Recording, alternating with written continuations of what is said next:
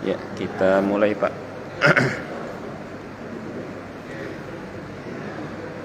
Tes. Ya. Assalamualaikum warahmatullahi wabarakatuh.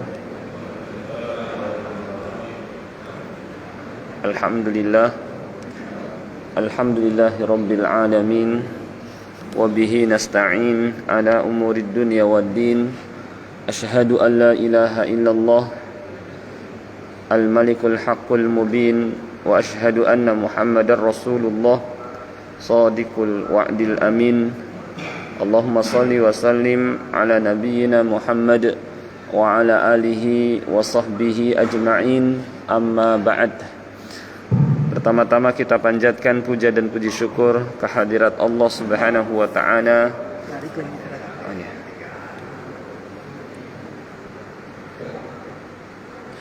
yang terus melimpahkan kepada kita semua nikmat-nikmatnya, terutama adalah nikmat Islam, demikian pula nikmat taufik, dimudahkan kita oleh Allah Subhanahu wa taala untuk melangkahkan kaki kita menuju rumahnya, melaksanakan salah satu perintahnya, yaitu salat subuh berjamaah.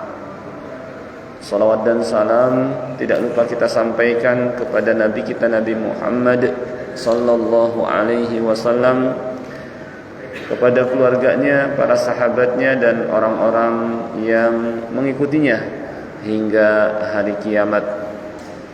Seperti biasa pada kesempatan ba'da subuh ini kita mempelajari materi fiqih, ya, yang mana dengan kita memahami fiqih, kita menjadi tahu perincian, ya, suatu ibadah. Kita tahu mana yang termasuk syarat misalnya, kita tahu mana yang termasuk rukun, mana yang termasuk sunnah-sunnah, ya, sehingga kita dapat menjaga ibadah kita. Yang rukun misalnya tidak boleh ditinggalkan, syarat harus dilakukan sebelum melakukan suatu ibadah, sunnah boleh dikerjakan, boleh ditinggalkan, lebih baik dikerjakan supaya mendapatkan pahala lebih, ya, dan sebagainya. Kalau pada kesempatan sebelumnya kita sudah mempelajari beberapa kekeliruan, ya, di dalam sholat yang terkadang tidak diketahui oleh sebagian saudara-saudara kita, ya. Maka pada kesempatan Ahad ba'da subuh ini kita akan mempelajari materi qiyam atau cara meraih kekhusyuan dalam sholat, ya, cara meraih kekhusyuan dalam sholat.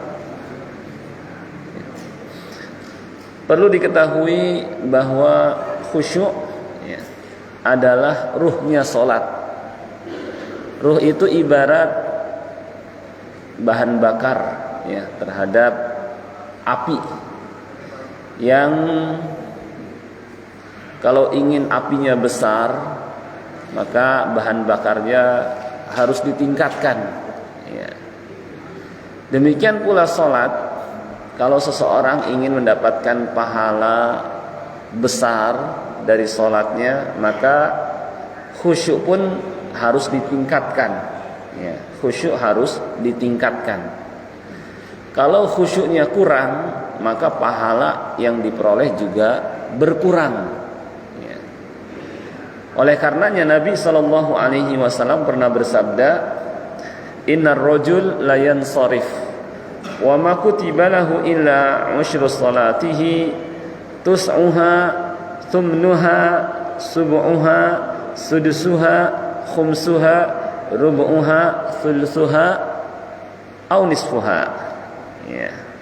Bahwa seseorang ketika selesai sholat, maka pahala yang diperolehnya ada yang hanya 1/10, ya, sedikit.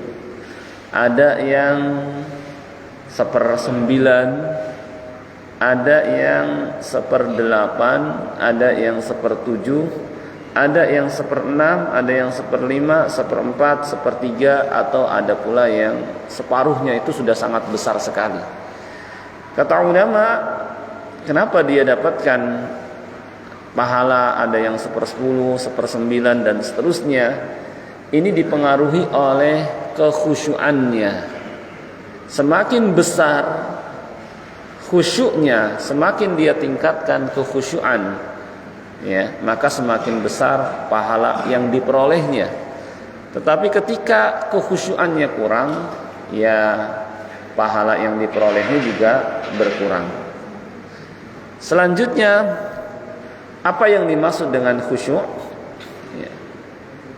Khusyuk artinya adalah hudurul qalbi wa sukunul arkan. Hadirnya hati berarti hatinya, pikirannya tidak kemana-mana, dalam arti memperhatikan sholatnya, baik zikir-zikir maupun bacaan Al-Quran yang dibacanya, dia memperhatikan. Itu namanya khusyuk. Hadirnya hati, yakni tidak kemana-mana, tidak ketika sholat, ya, dirinya dalam sholat tapi hatinya, ya, di kantor. Tidak ketika sholat, dirinya dalam sholat tetapi hatinya, ya, di pasar misalnya. Tidak ketika sholat, dirinya dalam sholat tetapi hatinya, ya, sibuk memikirkan dunia, ya, dan sebagainya. Itu berarti kurang khusyuk, ya. Karena yang namanya khusyuk hadirnya hati. Pertanyaan, apakah ketika seseorang sholat pikirannya kemana-mana, ya, atau ketika sholat, ya, pikirannya memikirkan terkait dengan pekerjaannya, bisnisnya, atau yang mungkin dia lupakan di rumah misalnya, apakah kemudian sholat seseorang batal? Kira-kira gimana Pak kalau umpamanya ketika seorang sholat kemudian pikirannya kemana-mana? Gimana? Iya, tidak batal. Hanya saja pahalanya berkurang. Itu saja. Sah. Karena tidak termasuk pembatal sholat itu tidak khusyuk. Kalau seandainya termasuk pembatal sholat itu tidak khusyuk, maka semua kita sholatnya batal. Karena Nabi SAW pernah menerangkan bahwa seseorang ketika sholat terkadang didatangi oleh setan, lalu dibawalah alam pikirannya, uzkur kada wa kada, uzkur kada wa kada, ingatlah ini, ingatlah itu, sehingga hal-hal yang sebelumnya dia lupa jadi ingat, ya, naruh kunci ketika sholat jadi ingat, taruh di mana. Yang sebelumnya dia lupa kunci taruh di mana. Ya, yang sebelumnya dia lupa tugas-tugasnya, ketika sholat ingat, oh iya saya belum kerjakan ini, oh iya saya belum mengerjakan itu. Karena memang setan ingin kita ini dapatkan pahala dari sholat kita kecil, maka diingatkanlah oleh setan apa-apa yang sebelumnya kita lupakan. Ya, kalau seandainya ketika kita sholat pikiran kita setelahnya ingat ini ingat itu batal, tentu Nabi SAW akan menerangkan bahwa orang ini sholatnya batal. Tidak. Ternyata Nabi SAW tidak menyatakan batal, menunjukkan tetap sah. Hanya saja pahala yang diperolehnya berkurang. Ya, pahala yang diperolehnya berkurang. Kata ulama, hukum khusyuk ini masyru' disyariatkan dan wajib meskipun sebentar. Maksudnya apa? Jangan sampai dari awal takbiratul ihram sampai dia salam, ya, tidak ada sama sekali perhatian dia ke dalam sholat. Dari mulai Allahu Akbar, ya, pikirannya di pasar, pikirannya ingat dengan bisnisnya, pikirannya di rumah, pikirannya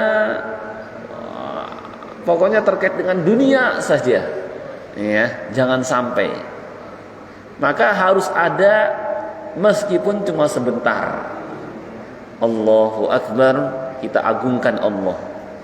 Kita baca doa istiftah, Allahumma ba'id baini wa baina khataayaya kama ba'adta bainal masyriqi wal maghrib, atau yang dari Nabi sallallahu alaihi wasallam lainnya, inni wajjahtu wajhiya lilladzi fataras samawati wal arda, dan seterusnya, ya.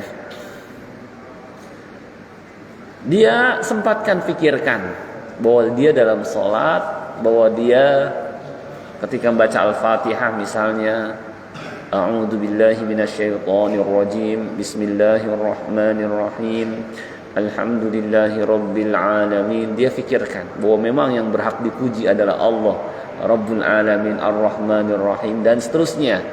Ya, dia hadir, fikirkan meskipun cuma sebentar, setelah itu hilang, kemana lagi pikirannya. Maka ketika dia sadar, ketika dia ingat, dia tarik lagi, dia hadirkan lagi. Ingat lagi, Maliki Yaumiddin, yang menguasai hari pembalasan, Allah Subhanahu wa taala, iyyaka na'budu wa iyyaka nasta'in. Kepikirannya kemana lagi?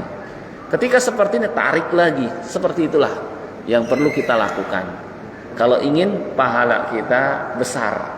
Tapi kalau kita, ya, cuma sebentar memperhatikan, setelah itu pikiran kita kemana-mana, tidak kita tarik, kita hanyut dengan alam pikiran kita, maka ya pahalanya ya berkurang. Sehingga wajar ada yang 1/10, bahkan mungkin ada yang berapa? Wah, 1/20, 1/30, sedikit sekali ada, ya, karena kurang khusyuknya.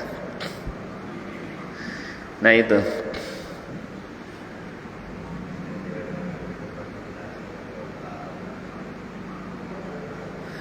Dalam ilmu fiqih ada dua istilah.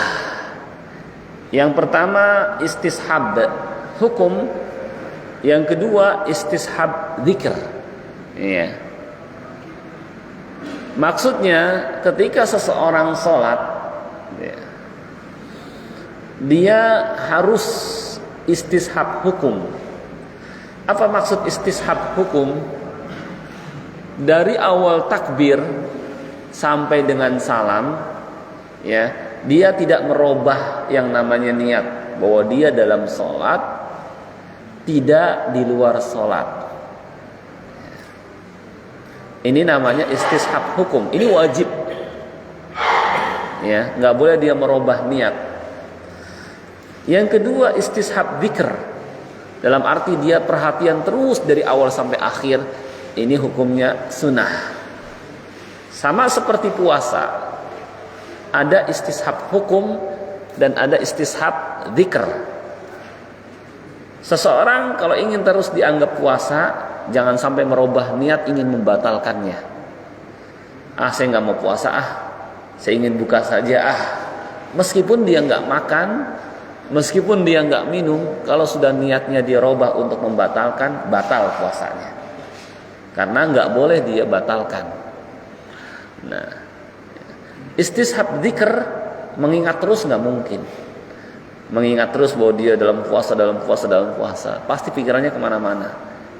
Ya, maka sholat juga sama, ya. Yang wajib istishab hukum, sedangkan yang sunnah istishab dzikr, perhatian terus dari awal sampai akhir dianjurkan. Maka kalau kita lihat, ulama nggak ada yang buat bab di dalam kitab fikih, bab misalnya al-wujub alal khusyuk fi shalah, bab wajibnya khusyuk dalam salat, tidak. Yang ada diantaranya bab al-hath alal khusyuk fi shalah, bab dianjurkan menghadirkan kekhusyuan dalam salat, dorongan, anjuran, ya, untuk khusyuk dalam sholat, karena mereka tahu ini tidak wajib tetapi harus ada meskipun cuma sebentar, gitu ya. Baik,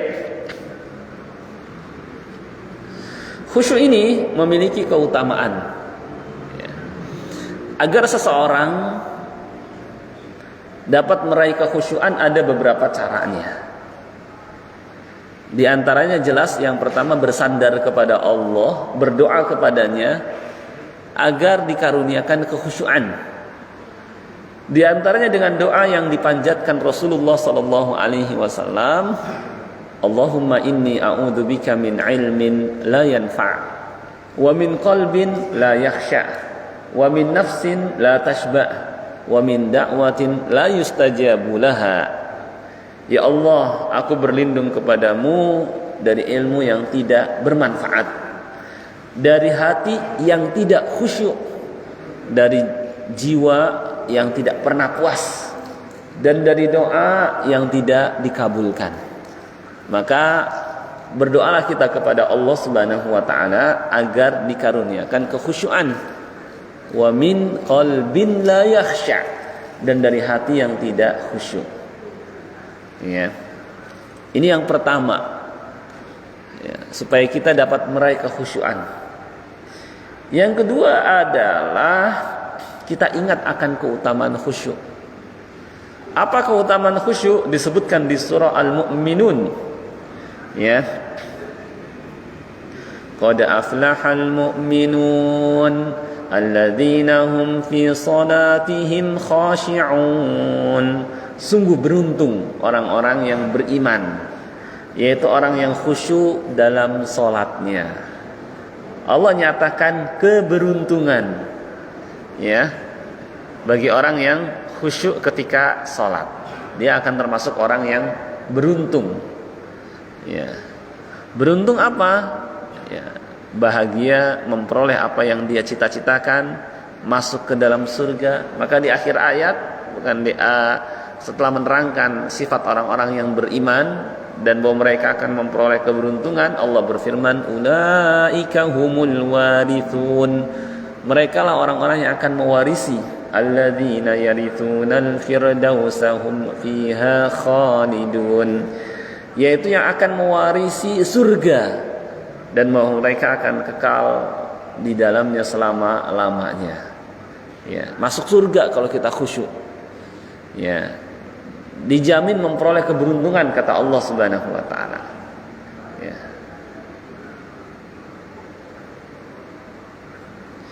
Keutamaan khusyuk lainnya jelas karena khusyuk termasuk iqamatus shalah, mendirikan salat yang sifatnya batin, maka membuat seseorang atau menjadikan salat seseorang membuatnya menahan diri dari perbuatan keji dan mungkar. Innas salata tanha 'anil fahsya'i wal munkar. Sesungguhnya salat, yakni kalau betul-betul didirikan bukan hanya sekedar menjalankan. Didirikan meliputi mendirikan lahir dan mendirikan batin, seperti yang pernah mungkin saya terangkan. Mendirikan lahir dengan kita kerjakan yang namanya syarat-syarat sebelum salat. Rukun di dalam salat, kewajiban yang ada dalam salat, dan lebih sempurna lagi menambahkan dengan sunnah-sunnah. Ya. Tapi tidak hanya sebatas sampai mendirikan lahir. Juga kita diperintahkan mendirikan batin. Dengan apa? Dengan menghadirkan kekhusyuan. Kalau seseorang mendirikan salat lahir dan batin, ya, lahirnya dengan mengerjakan syarat, rukun dan kewajiban, batinnya dengan menghadirkan kekhusyuan dalam salat, pasti salat yang seperti ini tanha 'anil fahsya'i wal munkar, dapat mencegahnya dari perbuatan keji dan mungkar. Ya. Kalau ada seseorang setelah salat kok masih berbuat maksiat, ya, salat terus maksiat jalan, katanya seperti itu, ya, itu disebabkan karena dia belum mendirikan salat, baru sekedar melaksanakan. Kalau dia mendirikan, pasti mencegahnya dari perbuatan keji dan mungkar. Karena sholat punya pengaruh dahsyat dalam kehidupan seseorang. Ya. Keutamaan lainnya adalah bahwa dosa-dosanya akan terhapuskan. Kata Rasulullah sallallahu alaihi wasallam, "Ma min imri'in muslim tahduruhu salatun maktubah, fayuhsinu wudu'aha wa khusyu'aha wa ruku'aha illa kanat kafaratan lima qablaha minadh dhunub ma lam yu'ti kabira wa dzalika ad-dahra kullah." Tidak ada seorang muslim yang pada salat fardu tiba lalu dia perbaiki wudunya, khusyuknya, rukuknya, kecuali hal itu akan menjadi penebus terhadap dosa-dosa sebelumnya selama dia tidak mengerjakan dosa besar. Dan itu terus berlanjut ya sepanjang tahun. Ya. Ini diantara keutamaan. Dengan seorang mengingat akan keutamaan khusyuk, apalagi pahala yang diperoleh dari sholat, seseorang ini tergantung tingkat kekhusyuannya, maka insya Allah dia semakin terdorong untuk khusyuk dalam sholat. Karena pahala besar kecilnya tergantung kekhusyuan dia dalam sholat. Ya. Nah inilah ahkam, hukum-hukum dan masail, masalah-masalah seputar khusyuk. Ya. Paham Pak ya terkait dengan khusyuk ini ya Pak ya? Nah, supaya enggak salah paham. Ya inilah khusyuk hakikatnya. Nah, ini tadi sudah saya terangkan bagaimana jika terlintas di pikiran masalah yang tidak terkait dengan salat, ya intinya tidak batal salatnya, cuma pahalanya berkurang. Nah ini dalilnya. Setan ya ketika seorang salat terkadang setelah dia pergi karena terdengar suara azan, setan kan paling anti sama azan. Azan mengajak manusia kepada Allah, mengagungkan Allah, sedangkan setan ingin mencari pengikut. Ya.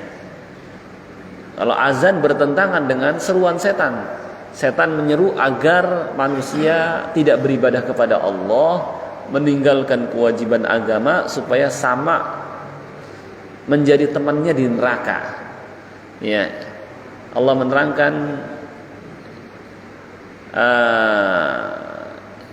innahu yakni yad'u hizbahu liyakunu min ashabis sa'ir. Sesungguhnya setan mencari pengikut dari kalangan manusia agar menjadi kawannya di neraka. Sedangkan azan mengajak manusia agar tidak menjadi ahli neraka. Ya. Maka kalau kita lihat ya banyak orang di pinggiran jalan masih seneng nongkrong-nongkrong. Ya. Waktu sholat tiba terus saja nongkrong. Waktu sholat tiba terus saja bermain. Waktu sholat tiba terus saja berdagang. Waktu sholat tiba terus saja bekerja. Itu setan senang banget sama begitu.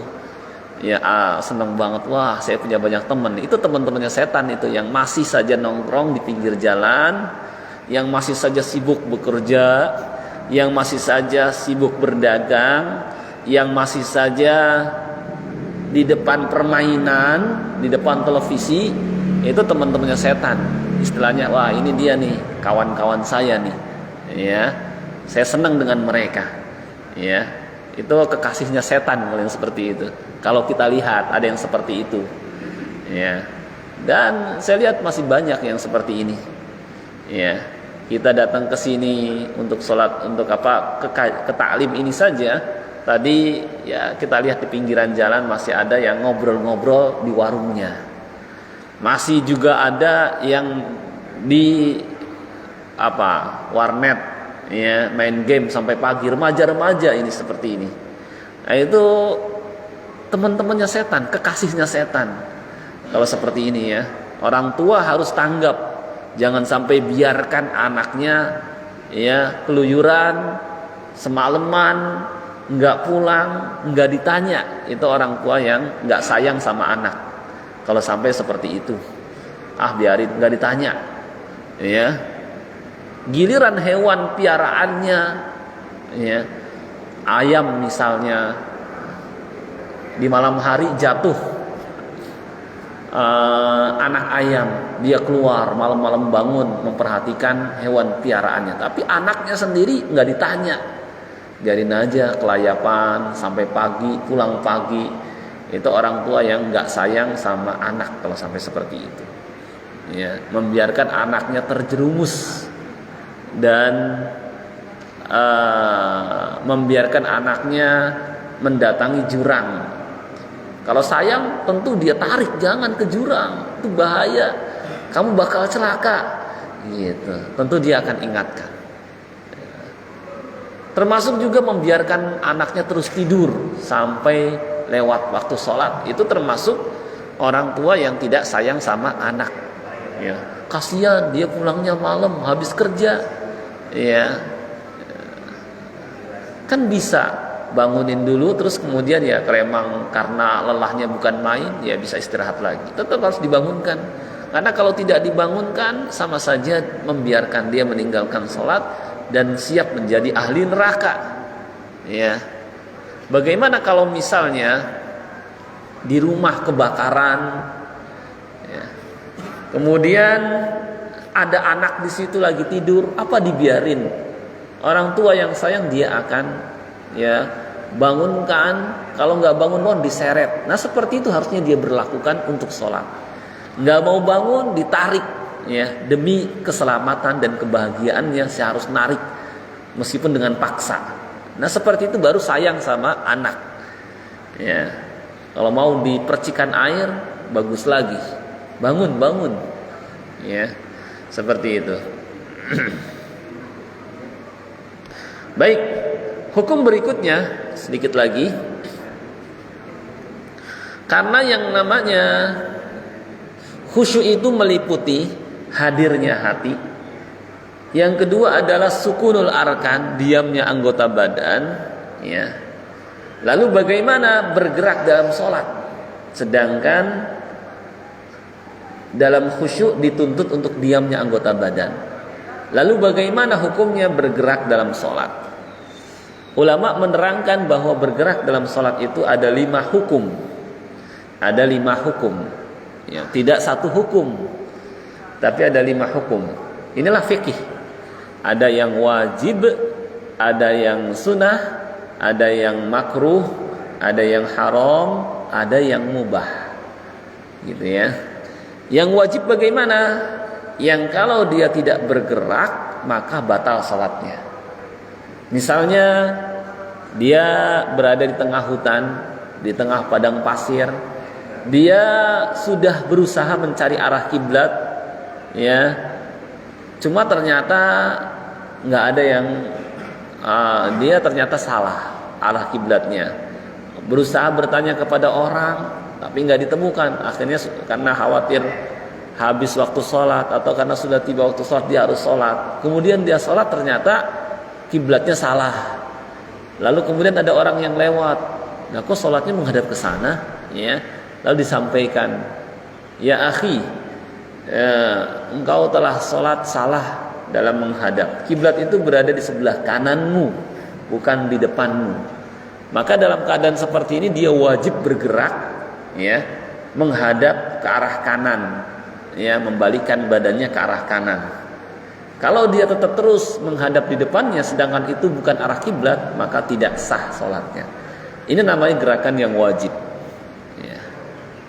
Makanya dulu di zaman Nabi SAW saat turun perintah menghadap Masjidil Haram, kurang lebih 16 bulan sebelumnya Nabi SAW dan para sahabat radhiyallahu anhum menghadap ke arah Masjidil Aqsa. Kemudian turun ayat fawalli wajhaka syatral Masjidil Haram, maka hadapkanlah wajahmu ke arah Masjidil Haram, ya.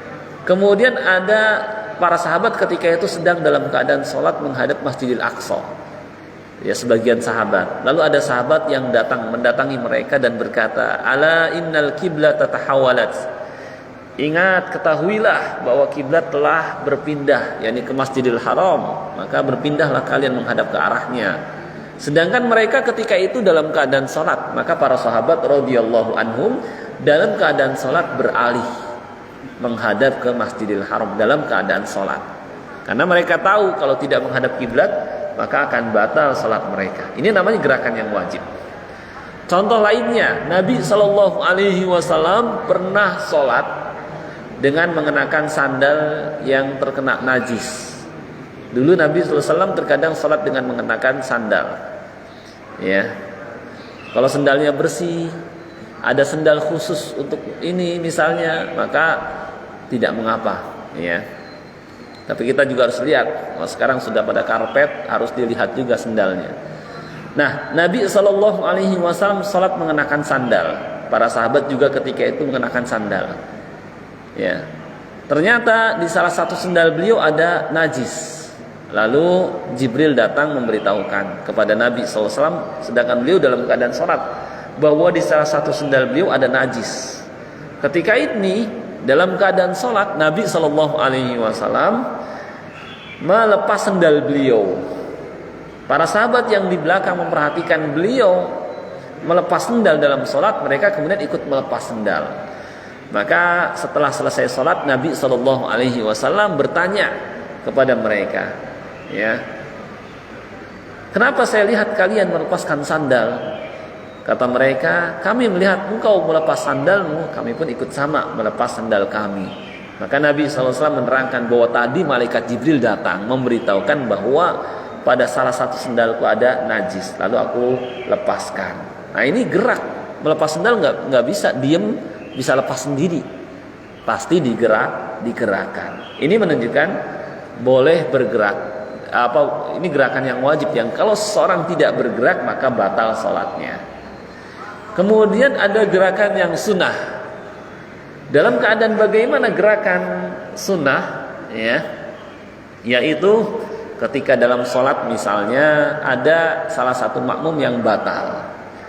Tentu karena ada yang batal, keluar dari sholat, ada celah di dalam barisan, maka dianjurkan menutup celah tersebut. Bisa yang belakang maju, atau mungkin yang di sebelahnya bergeser untuk merapatkan barisan. Nah, tentu untuk menutupi celah ini dengan bergerak, karena yang belakang dari belakang maju ke depan misalnya, maka dia mendapatkan shaf yang lebih depan, ya, dan shaf yang lebih awal, lebih utama daripada yang di belakang. Dan juga dia telah menutup celah, ya. Man wasala shaf wasalahullah. Siapa yang menyambung shaf, Allah akan sambung, ya, rezekinya, mudahkan urusannya dan sebagainya. Ya. Man sadda furjah yarfa'u biha darajah, yarfa'ullah biha darajah. Atau kama fil hadis, siapa yang menutup celah dalam barisan, maka Allah akan tinggikan derajat. Atau kama fil hadis. Ya, menunjukkan ini gerakan yang disunahkan, gerakan yang sunnah. Kemudian yang ketiga, gerakan yang mubah.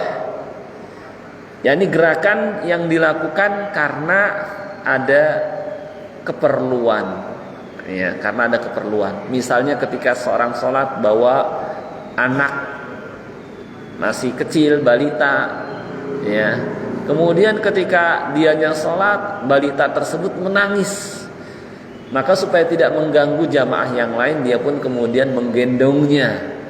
Ini gerakan yang mubah. Nabi SAW pernah sholat menggendong cucunya, ya, Umamah binti Zainab, ya. Juga Nabi SAW pernah bersabda, "Uqtulul aswadaini fi shalah." Bunuhlah binatang hitam dalam sholat, al-hayyah wal aqrab, yaitu ular dan kalajengking. Ketika kita sedang sholat di hutan misalnya, tiba-tiba ada di dekat kita ular atau ada kalajengking, daripada mematok kita dan dia terus mendekat kepada kita, maka kita boleh membunuhnya, ya. Dan tentu membunuh itu enggak diam saja tiba-tiba mati, tapi dia harus bergerak. Misalnya dia ambil batu, kemudian dia pukul, ya, tongkat, kemudian dia pukulkan kepadanya, atau barang-barang lainnya, ya, dia gunakan buat memukulnya, meskipun sampai beberapa kali supaya mati, enggak batal salatnya. Karena kata Nabi SAW, uqtulul aswadain, bunuhlah. Ya disuruh, masa disuruh ya kemudian batal, nggak mungkin. Ya, ini namanya gerakan yang mubah. Kemudian ada gerakan yang makruh, gerakan yang dilakukan tanpa ada keperluan, ya, tapi masih ringan, sedikit.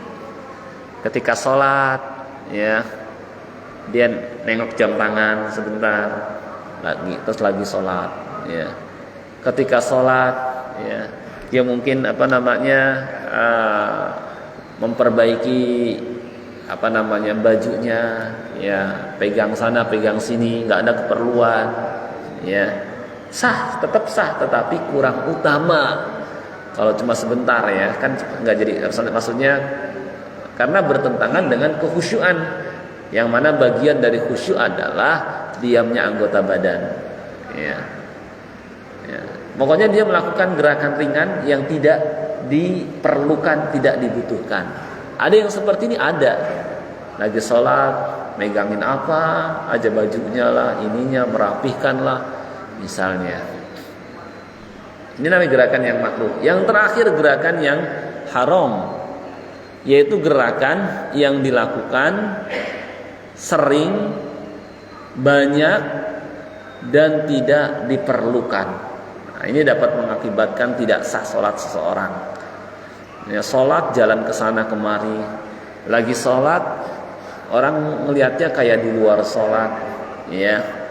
Lagi sholat, ya, dia pokoknya melakukan berbagai macam tindakan yang tidak dibutuhkan olehnya. Nah, ini seperti ini haram, ya, dan ketika terus-menerus dilakukan batal sholatnya. Nah, inilah rincian terkait dengan hukum bergerak dalam sholat. Materi yang saya sampaikan ini bisa dilihat di sini, ya, di blog ini, ya. Kalau mau di share silahkan dari HP masing-masing, masuk ke blognya dulu, ya, ke sini, ke sini, wawasan tanpa spasi, wawasan keislaman, ya, .blogspot.com, gratisan, ya. Nah, saya senang yang gratis-gratis. Nah, terus setelah masuk ke menu, masuk ke fikih, klik. Setelah masuk ke fikih, digeser ke bawah, terus, ya. Nah, nanti kita akan temukan, nah ini, menggapai khusyuk dalam sholat, ya. Ya. Nah, tadi kita sudah pelajari banyak hal, ya. Insya Allah saya yakin sudah terlalu banyak, ya, materi.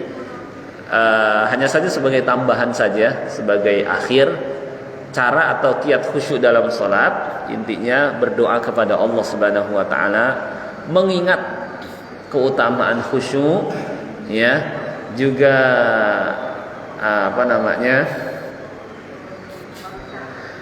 menyingkirkan segala sesuatu yang membuat kita jadi nggak perhatian terhadap sholat. Kalau misalnya kita didesak oleh buang air dulu. Kalau perut kita lapar, makan dulu, ya. Nah, itu kita coba singkirkan. Dan kemudian kita berusaha melakukan hal yang dapat memperkuat kekhusyuan, membuktikan kesiapan kita untuk sholat, menjawab panggilan azan, berdoa setelah azan, menyempurnakan wudhu, berhias untuk sholat, ya, melakukan adab menuju masjid dan seterusnya, bertumakninah, tidak buru-buru, kemudian juga memahami apa yang kita baca. Nah, ini pentingnya, karena isi sholat kan zikirnya berbahasa Arab, Quran juga berbahasa Arab. Maka ketika seseorang belajar bahasa Arab dengan maksud ini, supaya dapat memahami apa yang dia baca, maka dia dapatkan pahala, ya. Kemudian juga mengingat maut, seakan-akan dia sebentar lagi akan meninggal dunia, dan bisa saja karena kematian itu ya tidak harus menunggu dia tua dan tidak harus menunggu dia sakit.